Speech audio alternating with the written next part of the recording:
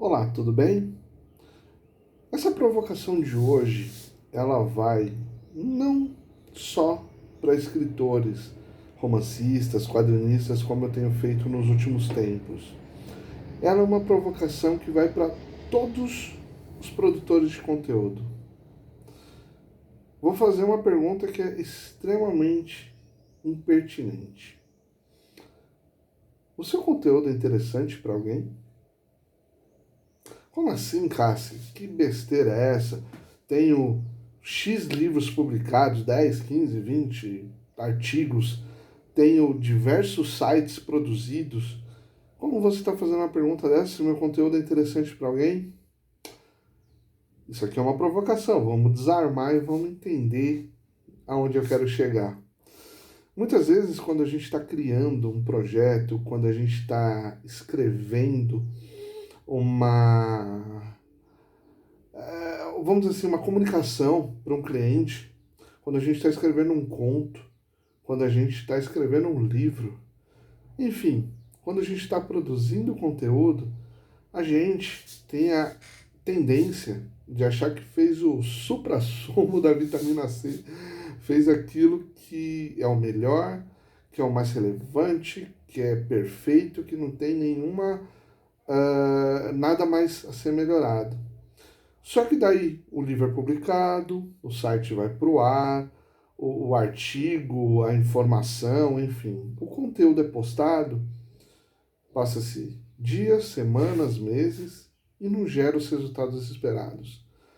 Esse resultado pode ser uma venda, pode ser leituras, pode ser engajamento e pode ser conversão, principalmente quando a gente está falando de textos, né, de redação publicitária, de marketing de conteúdo, que são feitos para empresas e profissionais a angariarem clientes. Isso é um dos erros primários, né? Não vou chamar de erro, mas é uma falha que até mesmo os profissionais experientes cometem. E por que eu falo primário? Porque quando você não entende muito bem para quem o seu conteúdo deve ser interessante, você muitas vezes faz um esforço vazio. Vou explicar. Por exemplo, muitas vezes você chega numa empresa e conversa com o dono, conversa com o diretor, conversa com o gerente, e ele vai te passar todas as informações. Ah, nossa empresa faz isso, foi fundada em tal data, o dono era isso, isso, isso, tem isso de produto, de serviço lá, dá aquele panorama perfeito e maravilhoso. Mas de repente essa informação, ela é uma informação interessante para o ego do dono da empresa. É uma informação de repente interessante para equipes internas. Mas quando a gente olha além, qual que é o cliente do seu cliente? Que é para ele que você está desenvolvendo. Por exemplo, quando a gente fala de relação publicitária, de marketing de conteúdo. Para quem? Para esse cliente do seu cliente.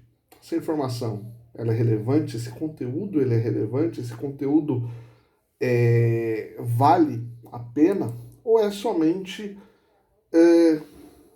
algo para agradar setores internos, pessoas?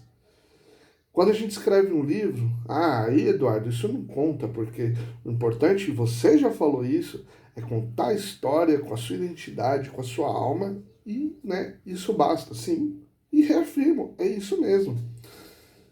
Contudo, essa história ela precisa chegar nos leitores, caso seja o seu objetivo. E muitas vezes a gente não chega no público-alvo certo. É a mesma coisa, vou forçar a barra, que as minhas histórias, seja da saga Vikings ou da série Tempos de Sangue, cheguem em crianças. Não é o público certo.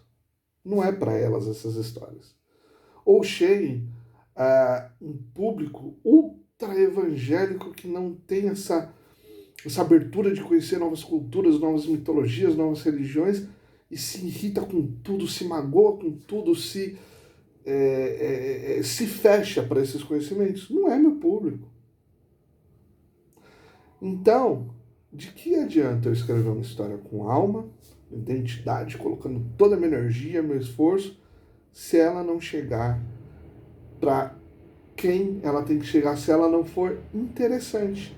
Por isso que eu disse, para uma criança, não é interessante a saga Tempos de Sangue, a série Tempos de Sangue, a saga Vikings. Não é interessante para uma criança, para um jovem, para um público, que nem eu falei, ultra evangélico, neopentecostal, que é fechado para esse tipo de coisa. Não estou generalizando, eu tenho muitos leitores que são evangélicos, tudo, que gostam de conhecer, que né, se entendem a diferença da ficção para a realidade, enfim, para suas próprias crenças, e gostam. Mas para aquele público que é ultra fechado, não é uma história, não é interessante a minha produção de conteúdo para eles. Quando eu escrevo um artigo e uso o excesso de academiquez, como é que eu quero que ele crie capilaridade e abranja novas pessoas? E cheguem em novas pessoas? Que, assim, principalmente fora do meio acadêmico. Quando eu escrevo um artigo muito denso, e não aqui, não falamos de qualidade e de excelência, mas de forma de se escrever com tecniquez ou uma redação mais fluida. Se eu escrevo essas informações de um jeito que elas não são acessíveis e não são palatáveis, como é que eu quero ser interessante para um grande público fora da academia? Tudo vai em relação ao objetivo, ao alvo e em como você desenvolve as suas histórias. Porque tudo é storytelling. Um artigo é storytelling. Um, um site, né, o conteúdo de um site é storytelling. Um livro, né, um conto, não preciso nem falar.